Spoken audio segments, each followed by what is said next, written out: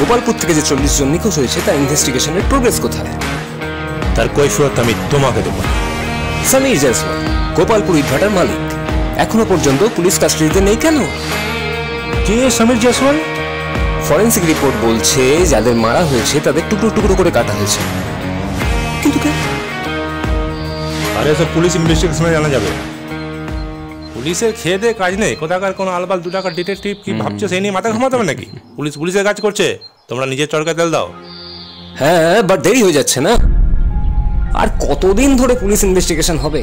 আরো একটা খুন হবে, আরো একটা লাশ পাওয়া যাবে, আরো একটা ফ্যামিলি মেম্বার থেকে একজন ফ্যামিলি মেম্বার কমে যাবে।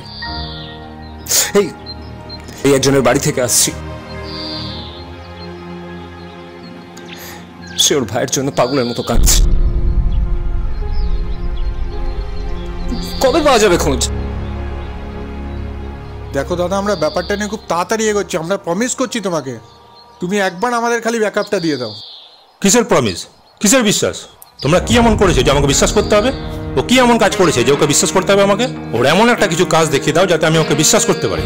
না, আমি বিশ্বাস করি না কারো প্রমিসের ওপর, কারো ইনভেস্টিগেশনের ওপর। যে ইনভেস্টিগেশন করছে তাকেই জেল থেকে ছাড়াতে হচ্ছে। 5 বার ওকে লকআপ থেকে ছাড়িয়েছি। সমাজে আমার একটা নাম আছে, পুলিশ ডিপার্টমেন্টে আমার একটা ইজ্জত আছে। আমি একটা অযোগ্য মানুষের জন্য নিজের নাম খারাপ করতে পারবো না। কোন কোন কেস থেকে ওকে ছাড়িয়েছি জানো? একবার তো পুলিশকে চড় মারার অপরাধে। ও আমার ইনভেস্টিগেশনের সময় আমাকে গালাগাল দিয়েছিল। ওই গোলাপ, তুই চুপ করবি? মদ খেয়ে ইনভেস্টিগেশন করা যায় না। অল্প মদ খেয়ে ইনভেস্টিগেশন করতে খুব মজা লাগে, মাথা খোলো। ইনভেস্টিগেশনে গিয়ে ক্লায়েন্টের মেয়ের সাথে রিলেশনে জড়িয়ে পড়া, বাহ, very good. Everything is fair in love and war.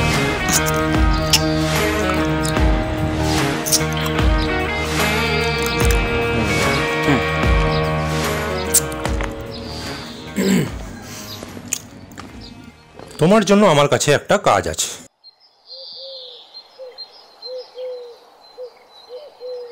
আমার এই ছাতের ফুলগুলো প্রত্যেকদিন রাতে চুরি হয়ে যাচ্ছে, একটু ইনভেস্টিগেশন করে দাও তো, কে চুরি করছে।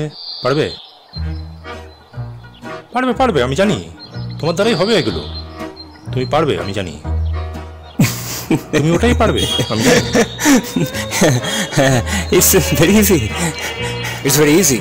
যে গাছ থেকে ফুলগুলো চুরি যাচ্ছে সেই গাছে লুকিয়ে রয়েছে চোরের ফিঙ্গারপ্রিন্ট। সেই গাছে কিছু অংশ ফরেন্সিক পাঠাতে হবে, আর এই ফ্ল্যাটে যারা যারা থাকে তাদের সবার থেকে ফিঙ্গারপ্রিন্ট কালেক্ট করতে হবে, অবশ্যই তাদের না জানিয়ে কুশালে। তারপর গাছের ফিঙ্গারপ্রিন্ট এবং ফ্ল্যাটের লোকেদের ফিঙ্গারপ্রিন্ট মিলিয়ে একসাথে দেখতে হবে কার ফিঙ্গারপ্রিন্টটা কোথায় ম্যাচ করে। গাছের লোকের ফিঙ্গারপ্রিন্টের সঙ্গে এই ফ্ল্যাটের লোকের ফিঙ্গারপ্রিন্ট যখন ম্যাচ করে যাবে, তার মানে বোঝা যাবে যে কে চুরি করেছে।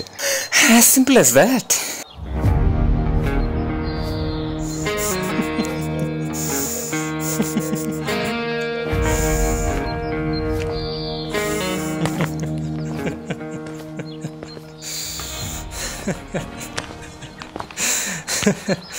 এসব বটতলার ডিটেকটিভরা কবে থেকে ফরেন্সিক ফিঙ্গারপ্রিন্ট নিয়ে কথা বলছে?